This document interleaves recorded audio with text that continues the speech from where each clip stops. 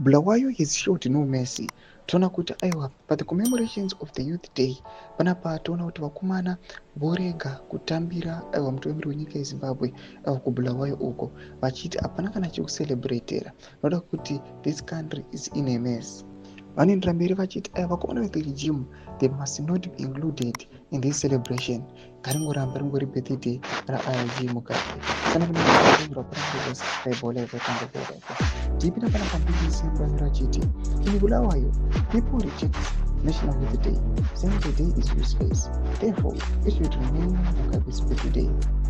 Mashoko anobuda achibva panapa kubulawayo kwatino kuti at the same time vakomana vanozivikanwa kuti with the regime aiwa ndokwakwanokomemorata aiwa the National Youth Day. Panapa tona kuti again panapa muzimu aya vanobuda nyora chite unlike previous rallies where Mnangagwa was welcomed with the loud chants of 2030 near Emerson 2030 Baba. His arrival was met with subdued enthusiasm.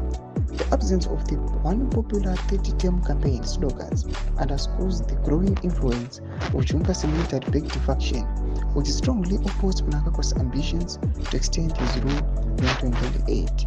Dono mashoko arikuda panapa muzimu achiti aiwa vakomana vanoonekwa kunzi vatungamiriri the regime mutungamiri wezimbabwe mazuva ano Mnangagwa achisvika kubulawayo vanhu havana kuva enthusiasm, vanhu havana kupembera vachimba 2030 baba yanosimba. Vanochiparidza kuti aiwa vagari venyika yezimbabwe they are tired.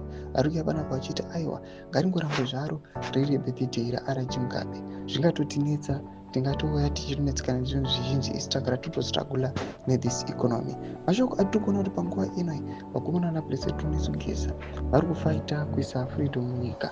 These events ari kuramba achiwedzera fuel pachimoto chagara changa chatoparuka kudhara.